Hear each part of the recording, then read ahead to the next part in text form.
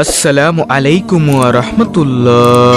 ফরজ নামাজের পর ইয়া জাল জালালি ওয়াল ইকরাম 7 বার পাঠ করলে আল্লাহ তাআলা আপনাকে বিশেষ কিছু পুরস্কার দান করবেন। যেই পুরস্কারগুলো আপনার জীবনে এলে আপনার জীবন একেবারেই ধন্য হয়ে যাবে। প্রিয় দর্শক, এমন গুরুত্বপূর্ণ পুরস্কারগুলো পেতে হলে আজকের ভিডিওটি আপনাকে সম্পূর্ণ দেখতে হবে। আমি বিশ্বাস করি যে ব্যক্তি ইয়া জাল জালালি ওয়াল ইকরামকে ভালোবাসে, আল্লাহ তাআলাকে ভালোবাসে, নবী মুহাম্মদ সাল্লাল্লাহু আলাইহি ওয়াসাল্লামকে ভালোবাসে, সে আজকের ভিডিওটি সম্পূর্ণ দেখবে এবং এইখান থেকে আমলটি পরিপূর্ণভাবে শিখে পরবর্তীতে সেও প্রত্যেক ফরজ সালাতের পর উক্ত আমলটি করে মালিকের দরবারে দোয়া করবে ইনশাআল্লাহ ইনশাআল্লাহ। তো প্রিয় দর্শক, আজকের ভিডিওটি একজন মুমিন মুসলমানের জন্য খুবই গুরুত্বপূর্ণ।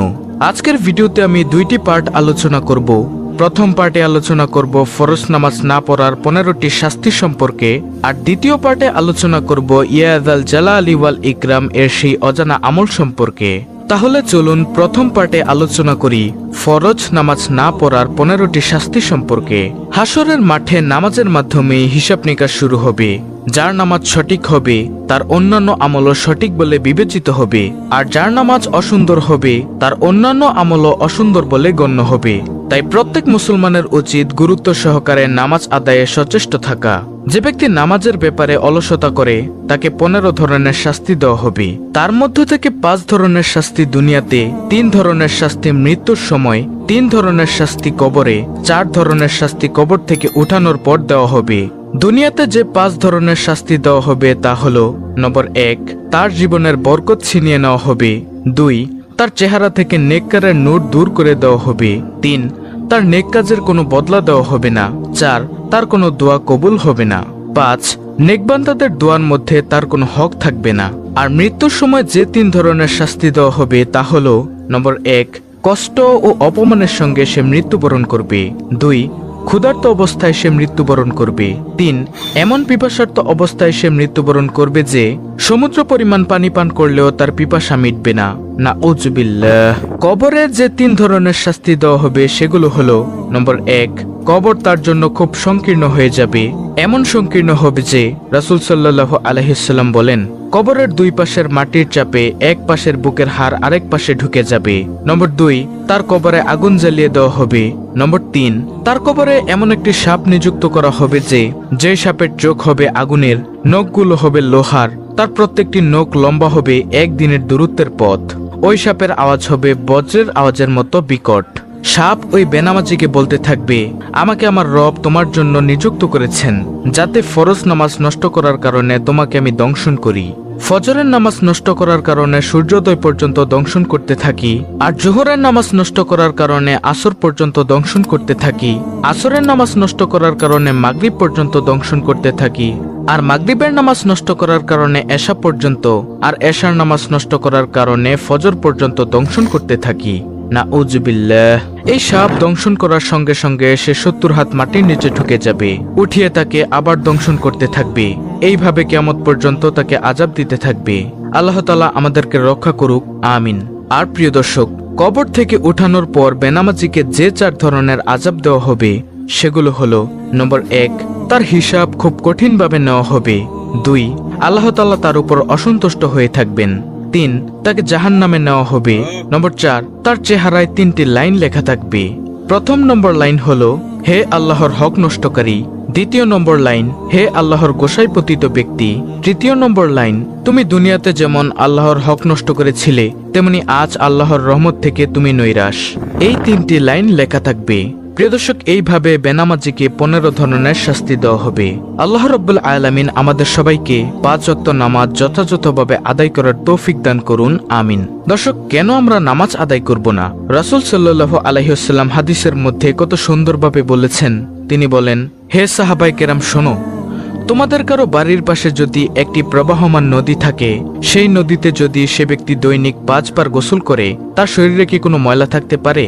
তখন সাহাবায়ে কেরাম বললেন, না ইয়া রাসূলুল্লাহ সাল্লাল্লাহু আলাইহি ওয়াসাল্লাম, তার শরীরে কোনো ধরনের ময়লা থাকতে পারে না, সে ব্যক্তি একেবারে পরিষ্কার পরিচ্ছন্ন হয়ে যায়।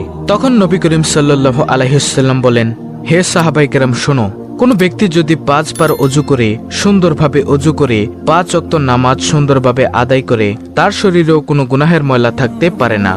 সুবহানাল্লাহ, আল্লাহু আকবার। প্রিয় দর্শক, নামাজের এতটাই দাম, এতটাই গুরুত্ব। আল্লাহ তাআলা আমাদেরকে 5 ওয়াক্ত নামাজ জামাতের সাথে এবং মহিলাদেরকে ঘরের মধ্যে সুন্দরভাবে আদায় করার তৌফিক দান করুন। আমিন সুম্মা আমিন। তো প্রিয় দর্শক, এখন বলবো সেই আমলের কথা যে আমলটি করলে আল্লাহ তাআলা আপনাকে বিশেষ বিশেষ কিছু পুরস্কার দান করবেন।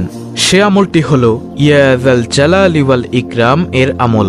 এটি হলো একটি ইসমে আজম। ইসমে আজম আল্লাহ তাআলার গুণবাচক নাম দিয়ে তৈরি। প্রিয় দর্শক, এই ইসমে আজমের অনেক অনেক দাম। রাসূল সাল্লাল্লাহু আলাইহি ওয়াসাল্লাম একদিন একটি পথ দিয়ে যাচ্ছেন, এমতো সময় দেখলেন এক ব্যক্তি ইয়া যাল জালালি ওয়াল ইকরাম এর দ্বারা আল্লাহর দরবারে দোয়া করছেন। তখন নবী সাল্লাল্লাহু আলাইহি ওয়াসাল্লাম বলেন, তোমার আজকে যা মনে চায় তুমি তাই আল্লাহর দরবারে চেয়ে নাও, কারণ ইয়া জাল জালালি ওয়াল ইকরাম এর বরকতে আল্লাহ তাআলা তোমার দোয়া আজকে কবুল করে নেবেন। সুবহানাল্লাহ, আল্লাহু আকবার। আমাদের সমাজ থেকে আজকে এই ইয়া জাল জালালি ওয়াল ইকরাম এর জিকিরটি হারিয়ে গিয়েছে। অথচ কত দামি একটি আমল। আমরা যখনই মোনাজাত ধরব, মোনাজাতের মধ্যে ইয়া জাল জালালি ওয়াল ইকরাম এটা বলে আল্লাহর দরবারে কিছু চাইব।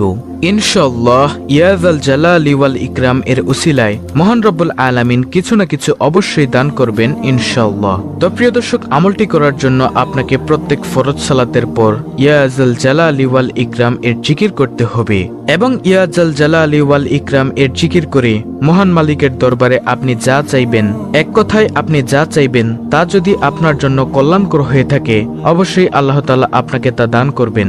কারণ রাসূল সাল্লাল্লাহু আলাইহি ওয়াসাল্লাম কিন্তু হাদিসের মধ্যে স্পষ্টভাবেই বলে দিয়েছেন যে ব্যক্তি ইয়া জাল জালালি ওয়াল ইকরাম বলে কোনো কিছু চায় তাকে আল্লাহ তাআলা খালি হাতে ফিরিয়ে দেন না।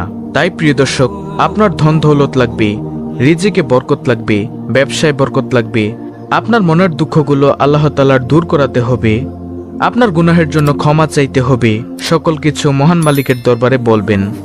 ইনশাআল্লাহ ইয়া যাল জালালি ওয়াল ইকরাম এর বরকতে আল্লাহ তাআলা অবশ্যই দোয়া কবুল করবেন। এছাড়া আপনাকে বিশেষ বিশেষ কিছু পুরস্কার দান করবেন। তা হলো, যেই বান্দা আল্লাহর হয়ে যায় আল্লাহ তাআলাও তার হয়ে যায়।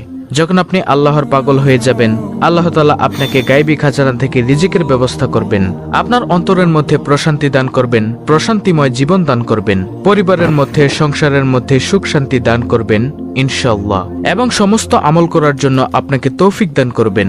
আল্লাহ তাআলা বলেন, চেষ্টা করা বান্দার দায়িত্ব, পূরণ করার মালিক হলাম আমি আল্লাহ।